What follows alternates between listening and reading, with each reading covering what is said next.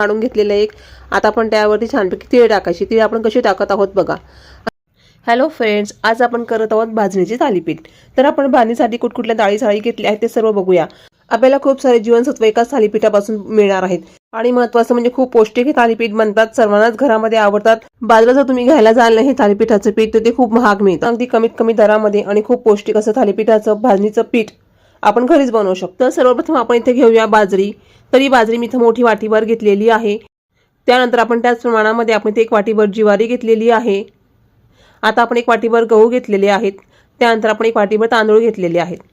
आता आपण 2 हळकुंडे इथे घेतलेली आहेत. ती कडक असल्यामुळे ती काही लवकर मिक्सरमध्ये बारीक होत नाही, म्हणून काय करायचं, खलबत्त्यात थोडंसं त्याला कुटून घ्यायचं. आता मुसळीने फोडून घेतलेलं आहे आणि मिक्सरला आपण हे छानपैकी बारीक करून घेणार आहोत. तुम्ही बघू शकता छानपैकी जाडं भरड असं मिक्सरला वाटून घ्यायचं. आता आपण गहू, ज्वारी, बाजरी आणि तांदूळ हे छानपैकी कढईमध्ये भाजून घेत आहोत. अगदी एकत्र करून भाजलं तरी पण चालणार आहे. कढई मस्त की लोखंडाची घ्यायची आहे किंवा जाडबुडाची घ्यायची आहे. खूप छान त्यात भाजलं जातं, अजिबात जळत वगैरे नाही. तुम्ही बघू शकता मी मीडियम टू लो फ्लेमवरती हे छानपैकी भाजून घेत आहे. आणि भाजताना असं खरपूस हे धान्य झालं पाहिजे, असं ओलसरपणा त्यात अजिबात राहायला नको. आता अक्षरशः तुम्ही बघू शकता की ज्वारीचे लाह्या व्हायला लागलेले आहेत, म्हणजेच हे खूप छान भाजले जात आहे. आता आपण एका ताटामध्ये किंवा परातीमध्ये काढून घ्यायचं आहे आणि हे फॅनखाली गार व्हायला ठेवायचं आहे, कारण की याला सुद्धा खालून घाम येतो. तर तुम्ही काय करायचं, कपड्यावर देखील हे टाकू शकतात, म्हणजे कपडा हा घाम शोषून घेतो आणि ज्वारी ते भाजलेलं सगळं पटकन थंड होतं. आता आपण इथे सर्वप्रथम घेतलं आहे हरभऱ्याची डाळ. तर हरभऱ्याची डाळ ही आपण अर्धा वाटी घेतलेली आहे. त्याचबरोबर आपण अर्धी वाटी हे मसूर घेतले आहे, अख्खे मसूर. आणि त्यानंतर अर्धी वाटी भर मी इथे उडदाची डाळ घेतलेली आहे आणि अर्धी वाटी भर मी इथे अख्खे मठ घेतलेले आहे. आता इथे आपण अर्धी वाटी सालावाली मुगाची डाळ घेतलेली आहे. तुम्ही साधी पण घेऊ शकतात. आता सर्व धान्य आपण धुवून वाळवून घेतलं तरी चालणार आहे, की ओल्या फडक्याने पुसून घ्यायचं आणि त्याला फॅनखाली वाळवून मग आपण धान्य घ्यायचं आहे. फ्रेंड्स, तुम्हाला जर कधी या थालीपीठ भाजणीचा जर व्यवसाय करायचा असेल तरी सुद्धा तुम्ही करू शकतात. खूप प्रमाणामध्ये डाळी धान्य घ्यायचं आहे, ते भाजून घ्यायचं, चक्कीवरनं हे पीठ दळून आणायचं आहे आणि त्याचे लहान लहान पॅकेट करून तुम्ही नक्कीच विकू शकतात. कारण की माझी एक मैत्रीण आहे, ती सुद्धा याचा बिझनेस करते. तिच्याचकडनं मी हे शिकलेली आहे की भाजणीचं पीठ हे कसं तयार करायचं. तर मी हे स्वतः ट्राय केलेलं आहे घरी आणि आता सुद्धा मी नेहमीच जेव्हा माझ्याकडचं पीठ संपताना थालीपीठाचं तेव्हा मी हे सगळं धान्य भाजून मस्तपैकी ते पीठ दळून आणते आणि आयत्या वेळेस पटकन थालीपीठ बनून जातात. त्याच्या भाजणीसाठी महत्त्वाचे इंग्रेडियंट्स म्हणजे ज्याने खूप स्वाद आणि सुगंध येतो ते म्हणजे धणे आणि जिरे. तर इथे आपण 1 वाटीभर धणे घेतले आहे, अर्धी वाटीभर जिरे घेतलेले आहे. तर एकूण आपलं 2 किलोचं पीठ इथे तयार होणार आहे. हे प्रमाण तुम्ही लक्षात ठेवायचं आहे. आता चमचाभर इथे आपण मेथी दाणे घालायचे आहेत. आता आपण धणे आणि जिरे सुद्धा खूप छान खमंग असे भाजून घ्यायचे आहे आणि भाजल्यानंतर बघायचं की हाताने तुटतात का. जर सहज तुटलं तर समजा हे खूप छान भाजलं गेलेलं आहे. आता आपण धणे, जिरे हे सगळं ताटामध्ये काढून घेतलेलं आहे. आता आपण थंड करायला ठेवूया. तर जवळपास त्याला 15 ते 20 मिनिटं सहज लागतात गार होण्यासाठी. त्यानंतर आपण हे सगळं जिन्नस एका डब्यात टाकून घ्यायचं आहे आणि चक्कीवरून दळून आणायचं आहे.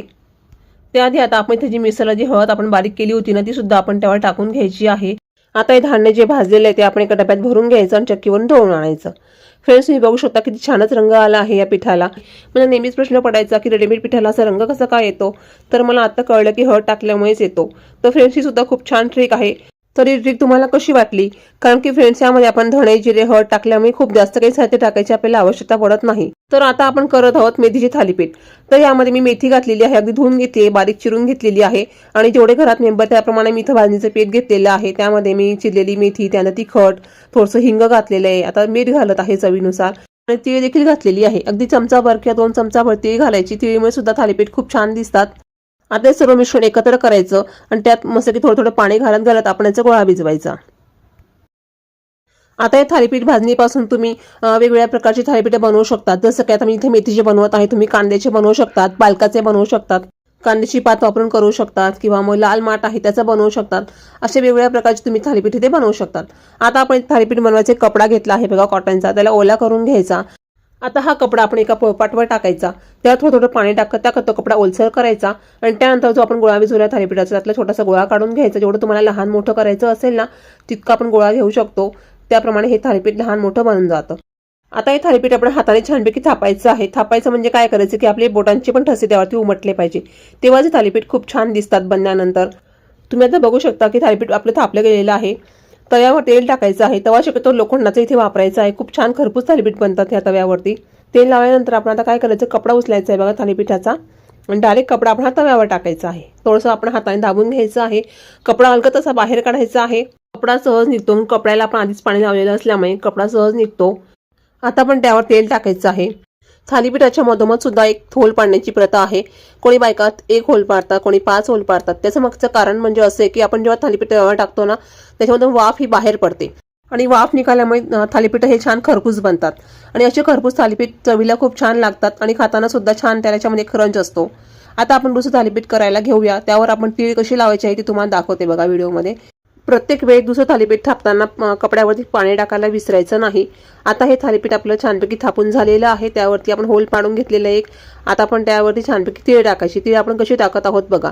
अशी छानपैकी वरतून ही तीळ अशी छान पेरायची, त्याला दाबून घ्यायची आहे. म्हणजे खूप सुरेख दिसतं थालीपीठ हे आणि चवीलाही खूप छान लागतं. आता आपण दुसरी थालीपीठ टाकून घेतलेलं आहे बघा. अलगद असा कपडा मी बाहेर काढून घेतलेला आहे. आता आपण लगेचच आपण त्यावर तेल टाकायचं आहे, म्हणजे थालीपीठ तव्याला चिटकत नाहीत आणि खूप छानच बनतात. आता हे थालीपीठ आपण जवळपास 1 मिनिटाने उलटवलेलं आहे बघा. थालीपीठ असे असतात ना की त्याला आपण शेकायला थोडासा वेळ द्यायचा आहे. ते खूप छान शेकले गेले पाहिजे दोघं बाजूने आणि त्यामुळे ते आतून सुद्धा खूप छान बनतात. फ्रेंड्स, तुम्ही बघू शकता किती छान थालीपीठ इथे बनलेले आहेत. मी असे मोकळे ठेवते बघा. एकावर एक कधीच थालीपीठ ठेवायचे नसतात. टोपलीच्या कडेने आपण हे थालीपीठ रचायची आहेत. त्याची वाफ निघून जाते. त्यानंतर थोडीशी वाफ निघाली की मग तुम्ही एकावर एक ठेवू शकता. मस्त महाराष्ट्रीयन थालीपीठ आणि चटणी तर तयार झालेली आहे.